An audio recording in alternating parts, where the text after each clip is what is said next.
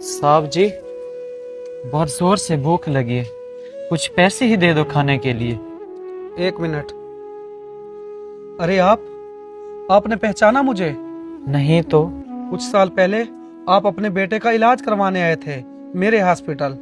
Doctor साहब, आप मेरी किडनी ले लें, लेकिन मेरे बेटे को बचा लें। देखिए, मैं आपके जज्बात की कदर करता हूँ, लेकिन मैं आपकी किडनी आपके बेटे को नहीं लगा सकता क्योंकि आपकी उम्र बहुत ज्यादा है। मुझे कुछ नहीं पता, बस आप मेरे बेटे को बचा लें। आप मेरी बात समझने की कोशिश करें। अगर आपने अपनी किडनी अपने बेटे को दी तो आप जिंदा नहीं रहेंगे। मैं अपने बेटे के बगैर भी तो मर जाऊंगा।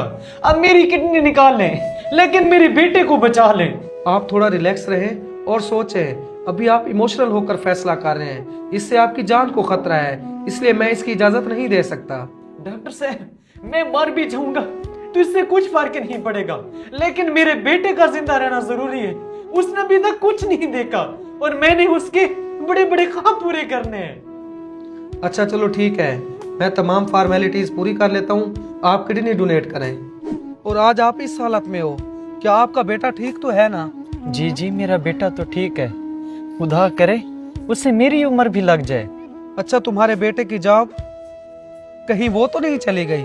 नहीं नहीं साहब, मेरा बेटा तो बहुत बड़ा बिजनेसमैन है। वो नौकरी नहीं करता बल्कि नौकरी देता है। तो फिर ऐसे सड़क पर भी क्यों मांग रहे हो? ये क्या बेटा, आप ये क्या कर रहे हैं? पापा, क्या आप सारा दिन मुफ्त की रोटियां तोड़ते रहते हैं? अगर आपको इज्जत की रोटी चाहिए तो घर के काम करने पड़ेंगे। अरे बेटा, ये क्या बोल रहा है तू?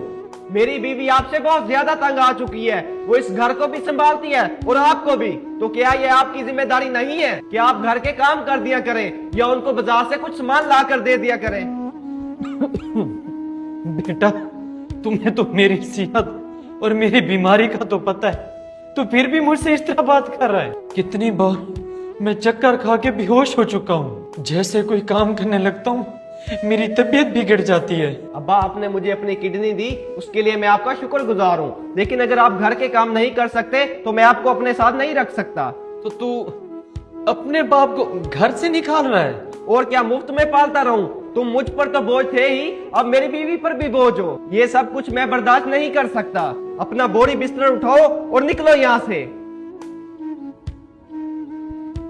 बेटा, बेटा,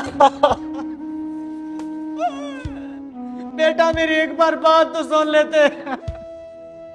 बेटा।